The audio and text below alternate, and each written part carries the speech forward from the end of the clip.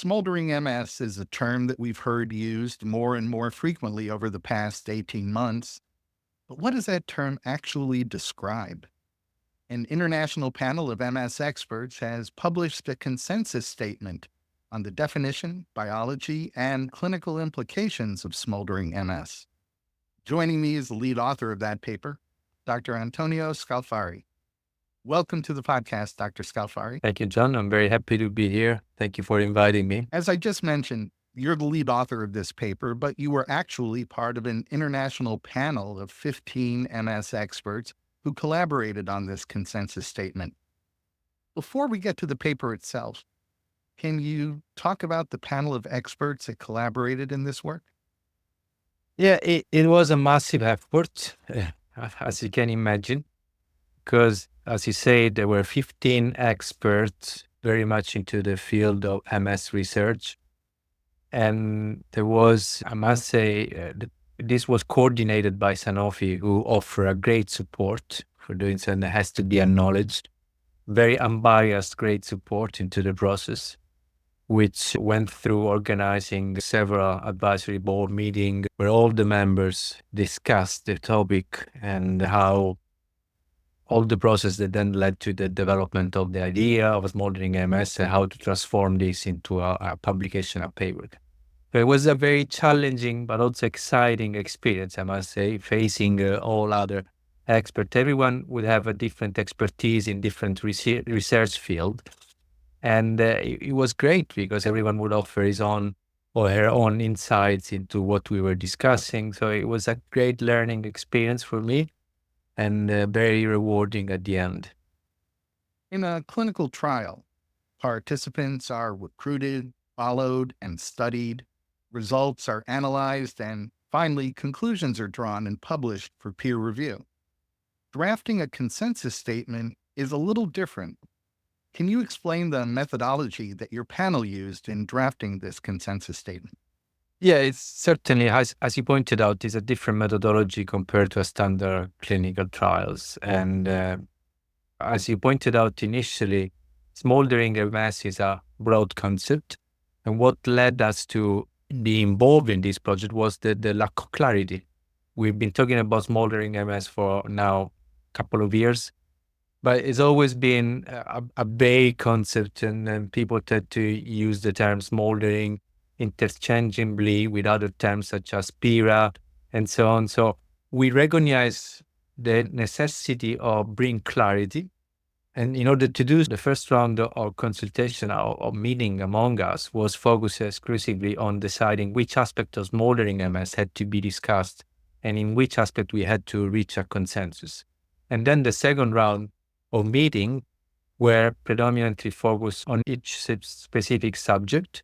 And eventually we came out with some statements covering each subject that were addressed. And the statements were proposed to the whole panel of 15 experts. Everyone had to give an opinion. And eventually only those statements that reached a certain level of agreement were accepted. And that led to clearly create some tables for each subject within the smoldering MS topic, whereby we reached an agreement, and then this was discussed in the final publication. That was pretty much the methodology behind it. Let's get into the paper. First, I guess a good place to start with is a definition. Can you define smoldering MS for our listeners? Yes, definition of smoldering MS. The consensus was that the smoldering disease activity is a wide umbrella of mechanisms that are beyond focal inflammation. So historically, MS has always been considered a disease predominantly driven by focal inflammatory activity. Pathologically, we have the classic demyelinating plaques, and the pathological substrate, the formation of demyelinating plaque is coming from focal inflammatory activity. This is what we predominantly see on the MRI, and this is what leads to development of relapses.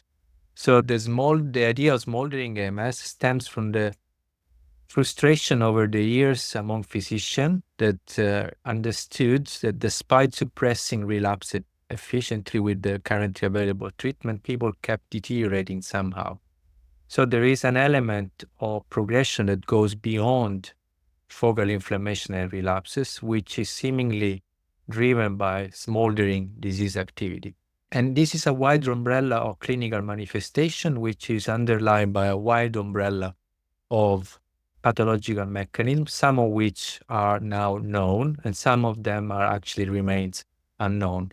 But I think the essential requirement for smoldering MS in general is that everything that goes beyond the focal inflammatory activity. So, is smoldering MS a condition that exists among all people living with MS? This has been a subject of great debate among the experts, and that's a very good question. I think the final conclusion was that we do believe that in vast majority of people there is an element with different degree of severity of smoldering disease activity. And this is something that has been also supported by late clinical observation from the CAPO study, the sub-analysis of the OPERA trials, when it came out that a lot of people who are still in the relapse-remitting phase, where the relapses should be the dominant clinical features, indeed, they tend to accumulate disability regardless relapses. So there is an element of progression independent of relapsing activity, which is part of the smoldering MS concept, that drives the disease progression even when during the early phase of the relapse-remitting phase. And that is visible in vast majority of patients after all. And I think it's becoming more and more evident because with the broad, widespread use of disease-modifying treatment, we're managing to successfully suppress relapses and focal inflammatory activity in vast majority of people. That brings up and makes more visible the smoldering component of the disease somehow, because most of patients don't have relapses anymore, but they keep somehow worsening because of the smoldering disease activity. A moment ago, I heard you refer to the term PIRA, Mm-hmm. which is an acronym that stands for Progression Independent of Relapse Activity. And that sort of captures the concept of this hidden, persistent disease progression that occurs even when there isn't a relapse or new lesion on MRI. So, is this paper saying that smoldering associated worsening is different than PIRA? That's a very good question. And I think since the smoldering MS idea was coined, a lot of people tend to interchangeably use the terms of PIRA and smoldering, referring to the same process. And that led us to understand that we needed to bring clarity. And we needed to distinguish PIRA from the idea of smoldering MS. We tried to make it as clear as possible that we believe that PIRA, progression independent of relapsing activity, is a component of the smoldering disease, which nevertheless is a broader umbrella, including PIRA, but also other forms of disease progression. And the reason we believe so is because PIRA is rather a limited view of the disease progression independent of focal inflammatory activity, because PIRA is strictly dependent on assessing disability with the EDSS plus, which includes the EDSS and the T25 walking test, as well as the 9-hole peg test. All assessment scale that put a lot of emphasis on the motor ability of the patient. So when you define PIRA, there's a strong emphasis on the motor disability, and it doesn't take into account a lot of other forms of physical and cognitive disability. That's why we ended up coining a different term, which is the smoldering associated worsening. PIRA is certainly a component of the smoldering associated worsening, but it goes beyond that. It includes also a lot of other clinical and physical and cognitive manifestations that PIRA is not able to capture because of its definition, basically. The case studies or vignettes that are cited in the paper really illustrate what are clear limitations of the current course descriptors for MS. And for my audience, that's relapsing remitting, secondary progressive, and primary progressive. I'm curious, what made you stop short of recommending new course descriptors, or Is smoldering MS a potential course descriptor? I wouldn't say smoldering MS is a course descriptor, but I do agree that the current MS classification doesn't fit the purpose. It doesn't certainly mirror the biology of the disease. It's become clear and evident, and now is widely accepted in the MS community, that relapsing and progressive MS coexist biologically, but also clinically. And we try to create that clinical vignette to put this into real world scenarios. So as I pointed out, as I said before, from the sub-analysis of overall trials, it came out that all those people with a very short disease duration, the average disease duration from the overall trial were 6 years. So they were still in the early relapse remitting phase, and yet vast majority of disability accumulation was occurring independent of relapses.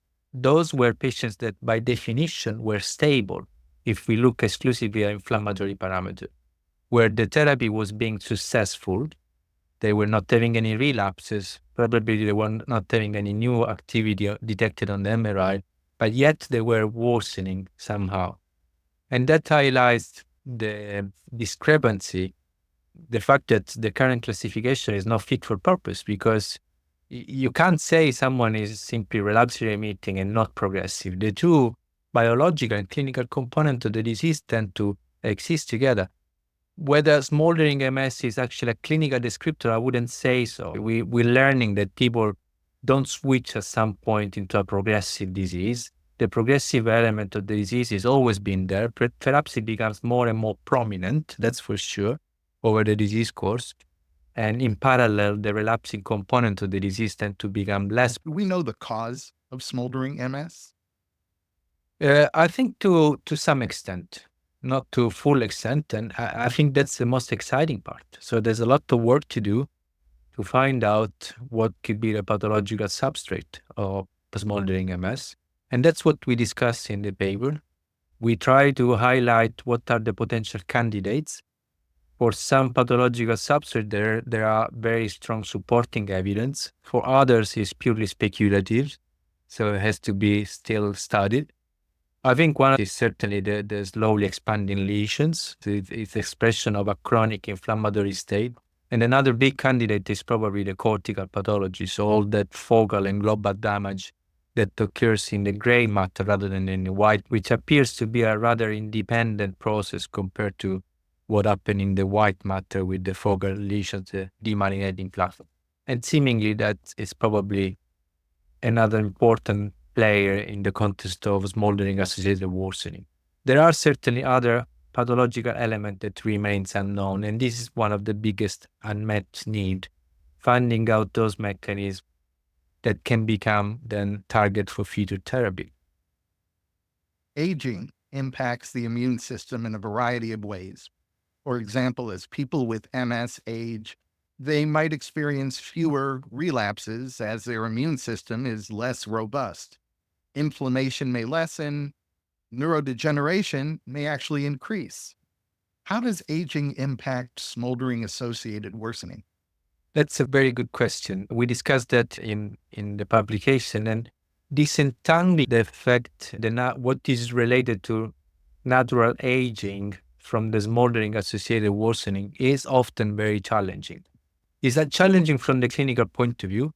As a physician, if you see an elderly patient with MS, you never know whether that specific individual is gradually worsening because of a natural aging process. It's an old body.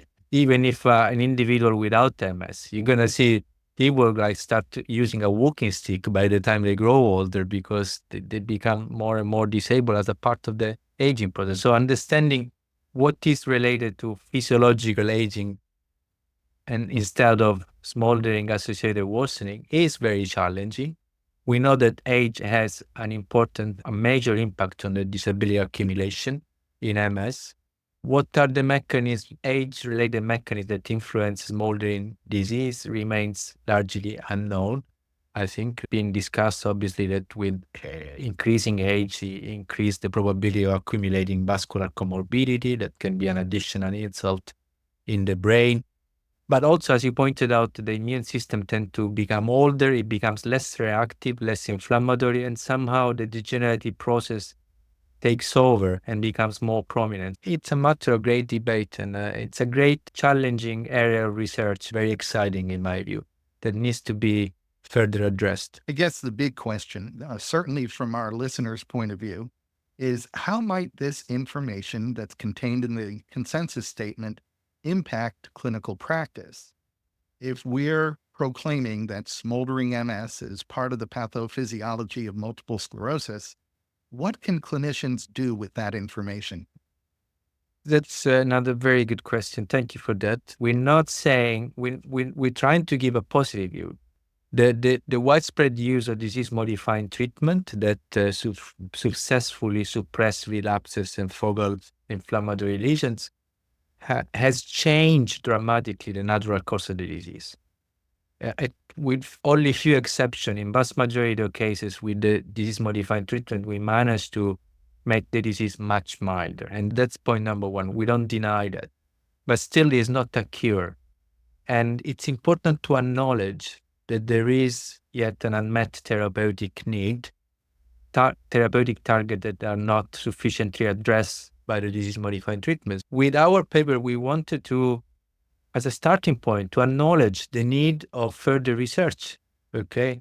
And this has to start from the clinical practice. We need to teach patients as well as physicians involved in MS care to acknowledge the presence of other form of disease progression that has to be monitored, and when they can be incorporated as a clinical endpoint in clinical trials, trying to figure out to assess the efficacy of treatment potentially impacting on the smoldering disease activity. So it's important to acknowledge that the presence of this smoldering pathological process. Well, Dr. Antonio Scalfari, I want to thank you for all you do to improve the lives of people living with MS.